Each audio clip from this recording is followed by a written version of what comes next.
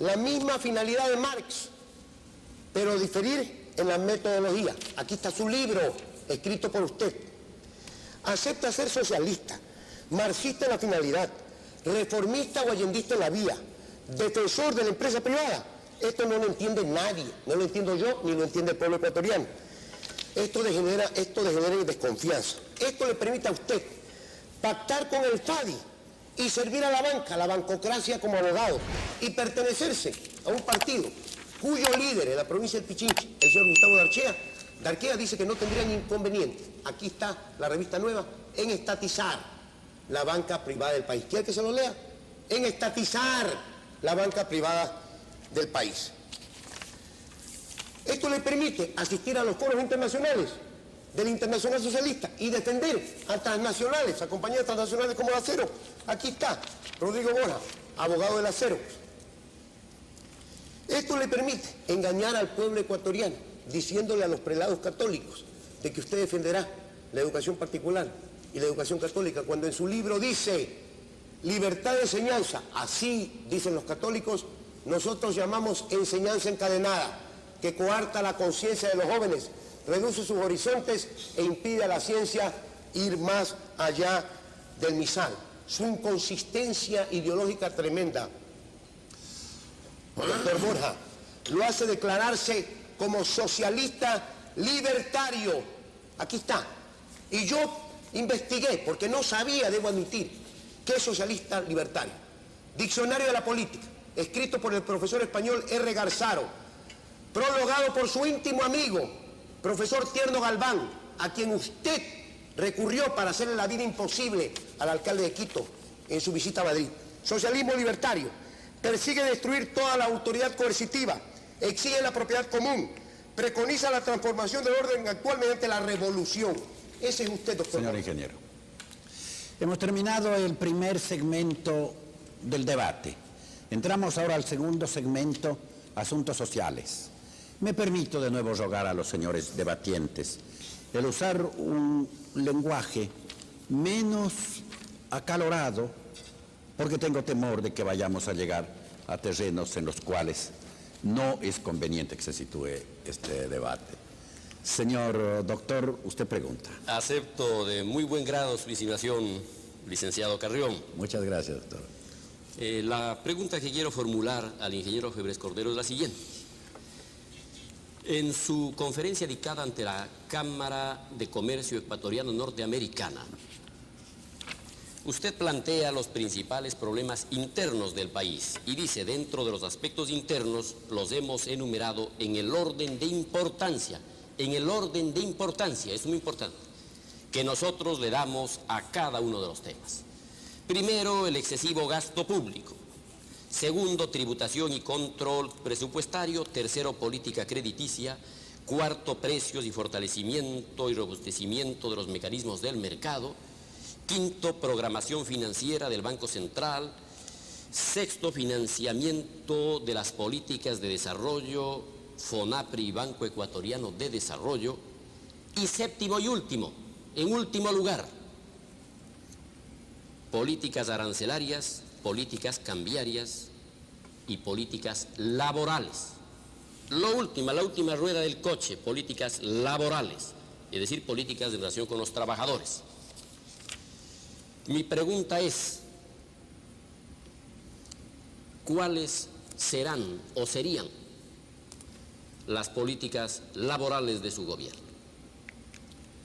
Muy sencillo, señor doctor Borja. Cuando uno conoce los problemas del pueblo ecuatoriano, cuando uno ha administrado empresas, cuando uno ha conducido esas empresas, cuando uno ha organizado grupos humanos, cuando uno simultáneamente ha dirigido varias empresas de las más importantes del país, uno conoce la tragedia del pueblo ecuatoriano y de su trabajador. Nuestra política laboral es tan sencilla como esta, señor doctor Borja.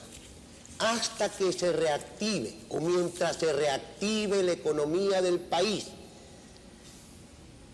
que está en crisis, porque usted y su amigo, el señor doctor Hurtado, han hambreado a este pueblo como jamás se lo ha hambreado en 154 años de vida republicana, usted solapadamente, algunos de sus colaboradores de frente. Nosotros, hasta o mientras se nivele la economía, vamos a elevar el salario básico para que el pueblo ecuatoriano no se muera de hambre. Como resultado de su pacto espurio, atentatorio contra los intereses nacionales, contra los intereses de la patria, contra los intereses sagrados del pueblo ecuatoriano. Nosotros vamos a elevar los salarios básicos tantas veces como sea necesario hasta que se nivele la economía. Fortaleceremos la contratación colectiva, porque es el único instrumento que el trabajador tiene para defenderse del abuso del capital. Trabajaremos para que haya un Ecuador donde no haya ni abusos del capital ni abusos del trabajador. Y conocemos, porque hemos lidiado y hemos trabajado y hemos conducido y hemos ayudado a trabajadores toda la vida, cosa que usted jamás ha hecho. Ha estado metido entre cuatro paredes, escribiendo libritos que hoy día se desdice. Estimularemos el trabajo de las comisiones de salarios mínimos para que el pueblo no se muera de hambre.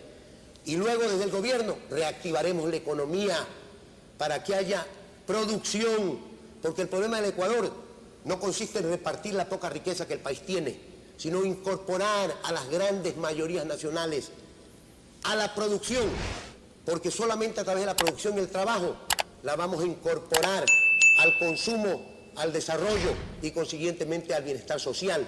Solo trabajando y produciendo vamos a generar la riqueza nacional que se necesita para financiar el bienestar social del pueblo ecuatoriano en un ambiente de orden, paz y trabajo.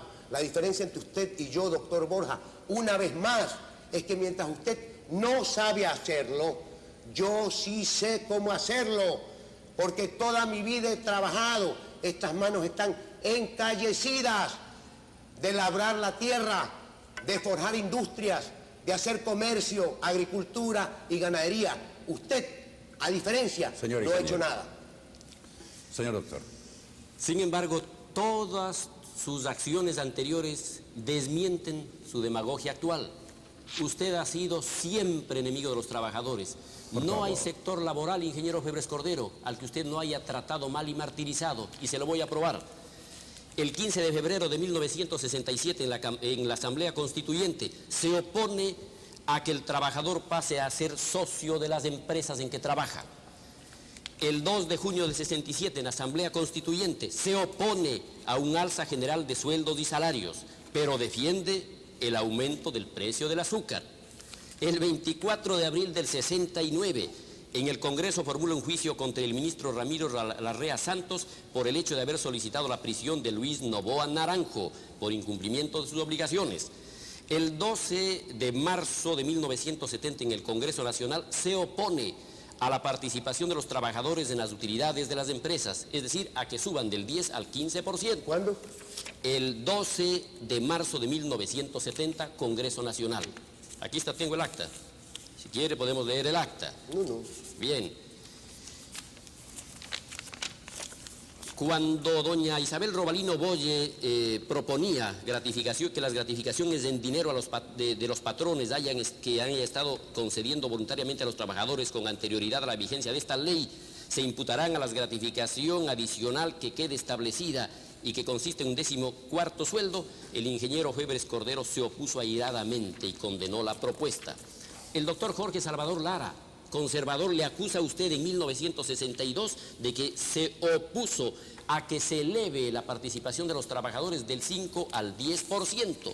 No hay grupo laboral contra el que usted no se haya lanzado. Su íntimo amigo Eduardo Villaquirán Levet está contra las 40 horas. Aquí tengo. Usted quiere desvirtuar las 40 horas con un proyecto que presentó en el último Congreso, en el cual dice que se podrá trabajar la mañana. Sí, usted. Aquí está su firma, ingeniero. Le ruego, me diga qué proyecto es. Aquí está. Es el proyecto. Sí. Decreta. No obstante lo presentado en el inciso primero de este artículo, el empleador podrá, previa autorización escrita en cada caso del director o subdirector del trabajo, atenta a la naturaleza y respectiva actividad, disponer que las 40 horas de trabajo ordinario sean laboradas en 5 jornadas y media hasta los días sábados por las mañanas, sin estar obligado al pago de recargo alguno, cuando se debe pagar el 100% de recargo si se hace trabajar los sábados. Usted se lanza contra los empleados públicos.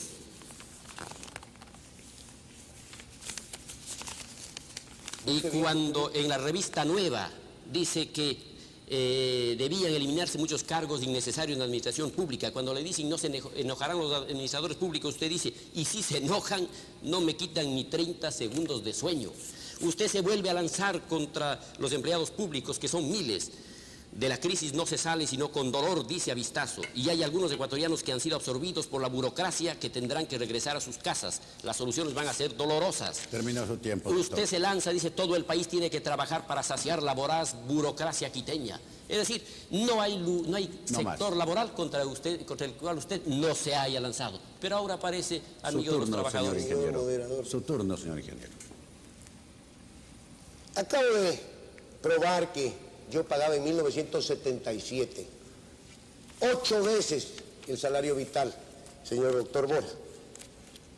Yo me he opuesto al alza nominal de los salarios, en determinados casos cuando la economía del país no lo justificaba, como se ha opuesto su candidato a la vicepresidencia. Aquí tengo la publicación en el periódico. Me opondré al alza salarial, declaró el doctor Aquiles Rigail Santisteban.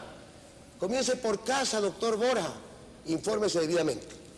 De tal manera que viene mi pregunta, ¿no? Sí, entiendo. su pregunta. Señor doctor Borja, usted ha tratado de convencer al pueblo ecuatoriano de que la solución suya consiste en desperezar el aparato productivo de abajo hacia arriba y el escoger entre izquierda y derecha. Permítame decirle que nadie entiende, ni los más conspicuos economistas en este país, ¿qué significa esto de desperezar el aparato productivo de abajo hacia arriba? Hay problemas concretos en el país, el hambre campea en el Ecuador, la desocupación agobia al 50% de los ecuatorianos que esconden la desocupación en la subocupación, 65% en el área rural están desocupados, 45% en el área urbana están desocupados. Sírvase explicarle al país de forma concreta, no con evasivas y diciendo que el tiempo no le alcanza, porque yo sí puedo contestar en 3 minutos y usted no. Por primera vez, díganle a los ecuatorianos, ¿cómo le va a dar usted su aspiración? Pan, techo y empleo, pero en forma concreta, señor doctor Borja, sin irse por las nubes, sin comenzar a hablar barbaridades que nadie le entiende. Concrétese en 3 minutos, como lo hago yo, cómo le va a dar al hambriado y desempleado pueblo ecuatoriano, usted maestro del zigzagueo, pan, techo y empleo.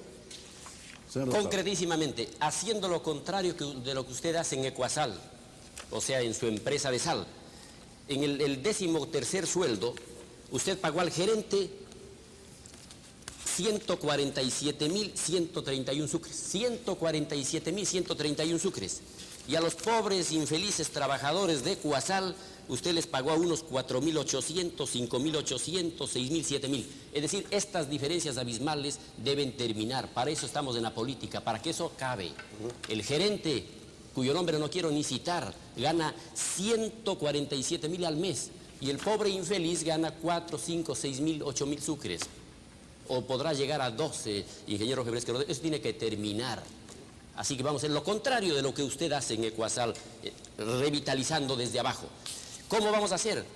Política fiscal de gasto público, de inversión pública en carreteras. Tenemos el plan de carreteras más ambicioso de la historia del país.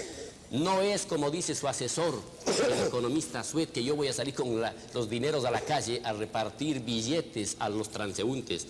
Eso no comprenderán nunca los neoliberales como usted y sus asesores.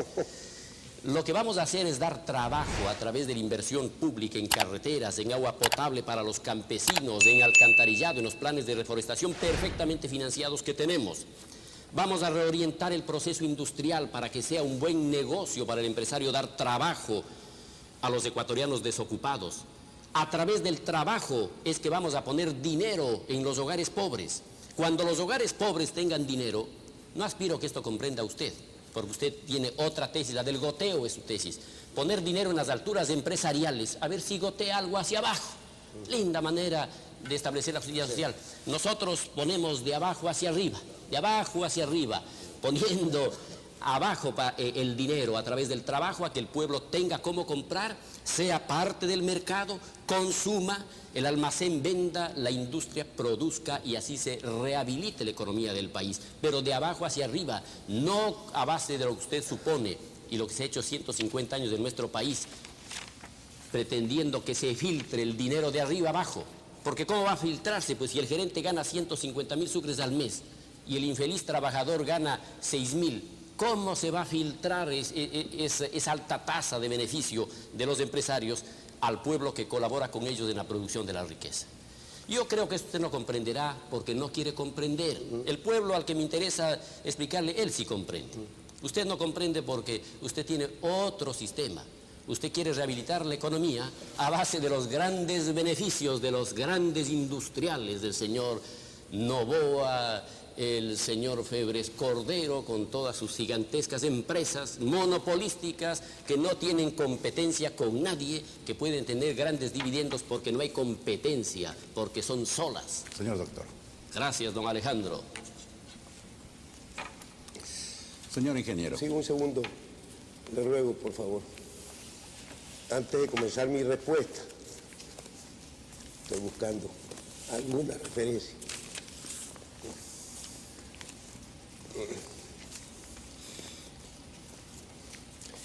Bien, yo no tengo nada que ver con Ecuasal, señor doctor. En 1977, y usted que tiene un conspicuo cuerpo de abogados, averigüe, yo vendí mis acciones hace 7 años, 1977. Pero mi familia tiene acciones y acabo de informarme de que por concepto de utilidades han recibido 12 sueldos. 12 sueldos, señor doctor Borja. Yo le preguntaría a usted con cuánto vive usted. ¿Con 10.000 sucres mensuales? Ese terno, esa elegante corbata. Usted vive con más de 100.000 sucres mensuales. De tal forma que usted debe esperar que un gerente de una compañía viva con algo parecido. Usted una vez más es vago en sus respuestas y no sabe cómo hacerlo. Nosotros sí sabemos, usted no sabe. Pan, sinónimo de alimento. Alimento sustenta el pueblo ecuatoriano. Alimentos es igual a producción. Producción se genera con confianza. Que yo la genero, usted no la genera porque usted es socialista, marxista, libertario, materialista. Con capitales nacionales y extranjeros y con crédito conducido hacia los sectores productivos de rápida respuesta y no hacia el financiamiento del presupuesto. Con reglas de juego claras, con políticas económicas coherentes en lo monetario, en lo fiscal, en lo cambiario, en lo arancelario, en lo laboral, garantizándole al agricultor, al pecuarista, al cooperativista, al comunero, la tenencia de su tierra, dándole insumos a precios alcanzables, asistencia técnica a través del Banco de Fomento, crédito adecuado, sistema de mercadeo, doctor Borja. Usted no conoce nada de esto. Hay que darle ferias libres, mercados de mayoristas, mercados de minoristas, precios de sustentación que tienen que ser justos con el consumidor. Solo produciendo y congelando el gasto público en términos reales derrotaremos a la inflación y solo derrotando a la inflación derrotaremos el alza de precios.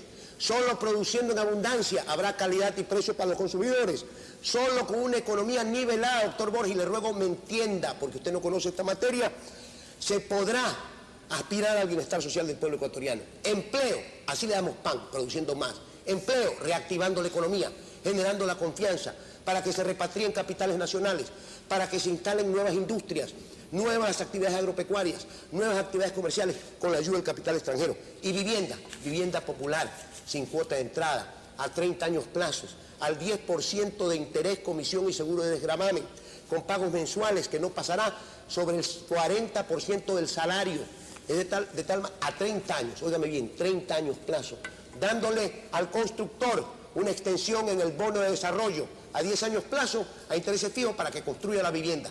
Y al trabajador, vivienda popular, que la pagará con el 40% de su salario. Entiéndame bien, doctor Borja. Esto lo entiendo yo, porque conozco en materia económica. Usted esto no sabe de la seca, la meca, la turtuleca. Por eso es que no contesta nada, por eso es que es vago en sus respuestas, por eso es que el pueblo jamás le dará el voto a usted, porque usted lo que va a hacer es entregar el país a las internacionales sociales. Tiempo, señor ingeniero. Señor doctor, la tercera pregunta.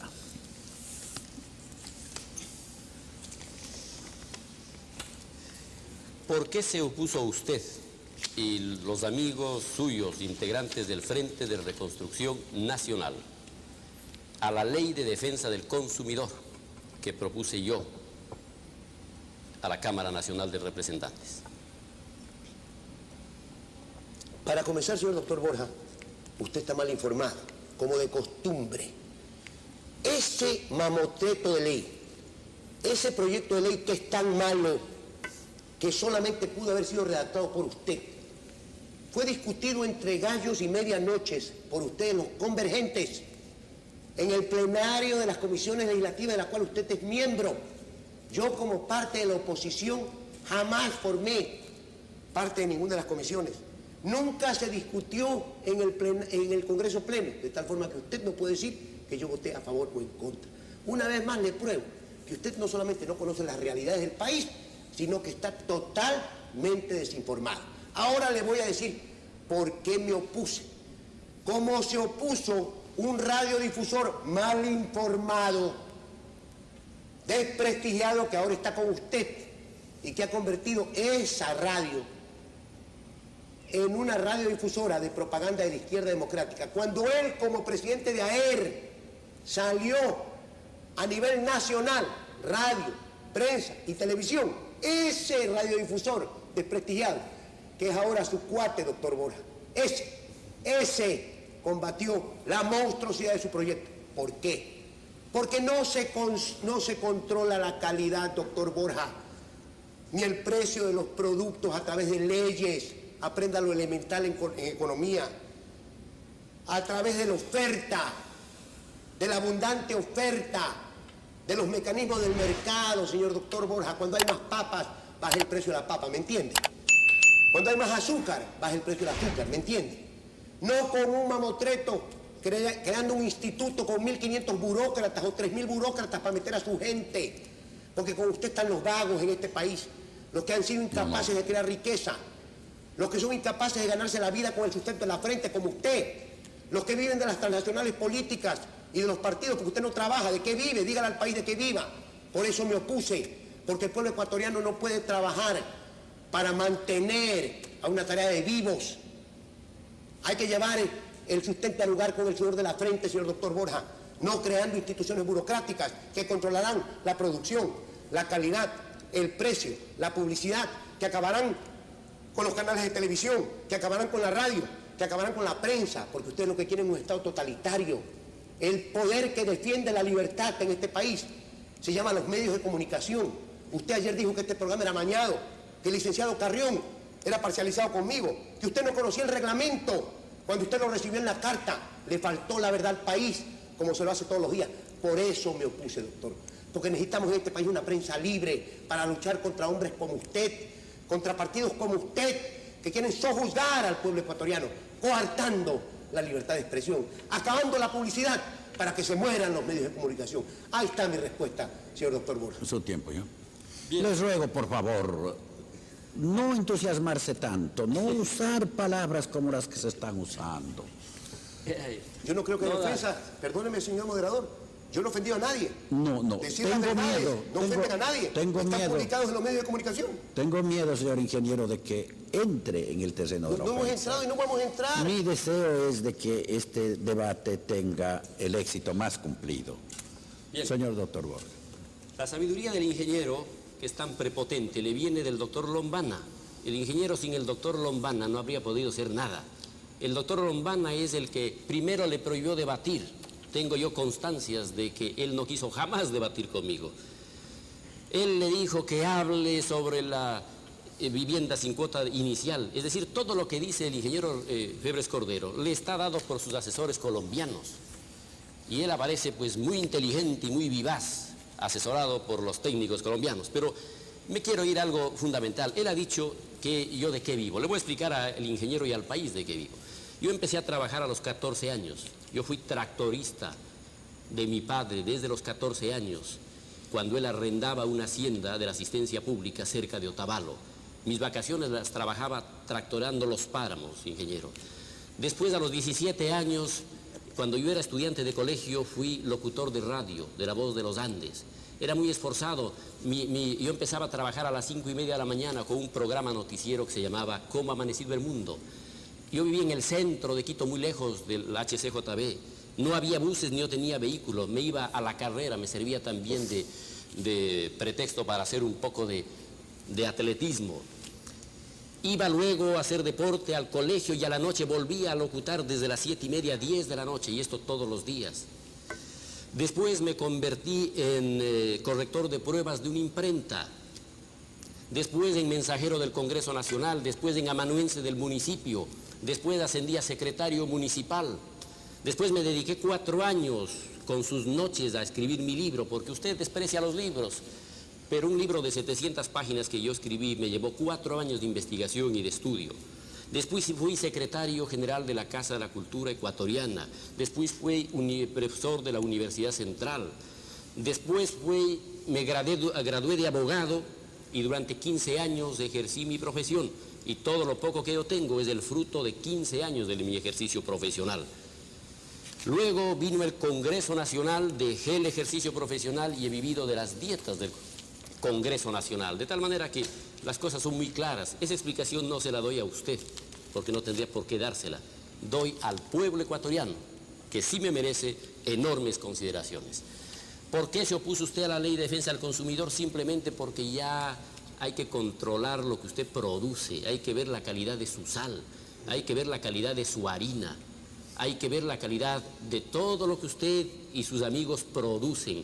Hay que ver la calidad de los bienes alimenticios que le estamos dando de comer a nuestro pueblo. Yo aseguro que al pueblo ecuatoriano se le da de comer basura. Estoy defendiendo yo a 8,5 millones de consumidores. Todos somos consumidores. Cuando la madre de familia va a la esquina a comprar un pan es consumidora. Cuando el padre va buscando una camisa es consumidor. Cuando el hijo va en búsqueda de cuadernos son consumidores. Yo estoy defendiendo a 8,5 millones de ecuatorianos consumidores. Gracias. Señor, usted se refiere posiblemente al libro que escribió, cuyo título es Derecho Constitucional Segundo, uno de los tomos donde habla que en efecto la dosis de fanatismo e intolerancia que es inherente a todo credo religioso y en especial a la secta de los católicos,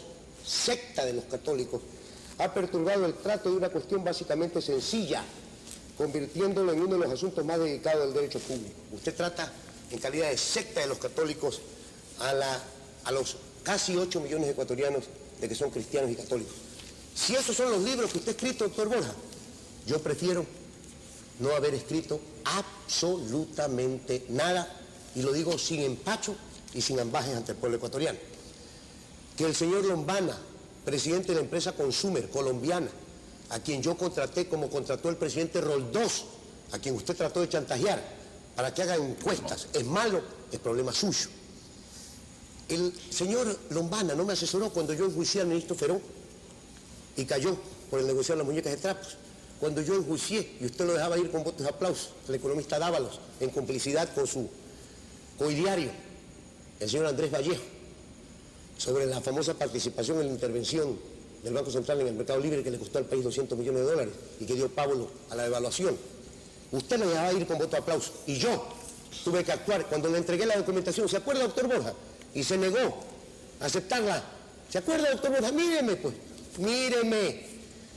¿Se acuerda usted del juicio al ministro Ortega? Ahí no estaba el señor Lombana. El negociado en la isla Santay, ahí no estaba el señor Lombana. Y en lo que dice relación a sal y harina, yo creo que usted haría bien en preguntarle a sus partidarios de hoy, a los yernos del señor Noboa, que andan con usted. Aquí está la foto. El doctor Borja, un yerno del señor Noboa, y Edison Carrera Casar, un conspicuo comunista en el país. Esa es su inconsistencia, con comunistas y con oligarcas. Pregunte sobre harina a los yernos del señor Noboa, al abogado Molestina, su tiempo, al abogado, ingeniero. al señor Quintana, y lo sabrá. Doctor Borja. ¿Qué me toca, preguntar o comentar? Le toca responder a la pregunta del ingeniero. No le toca replicar, ya perdió cuenta del tiempo.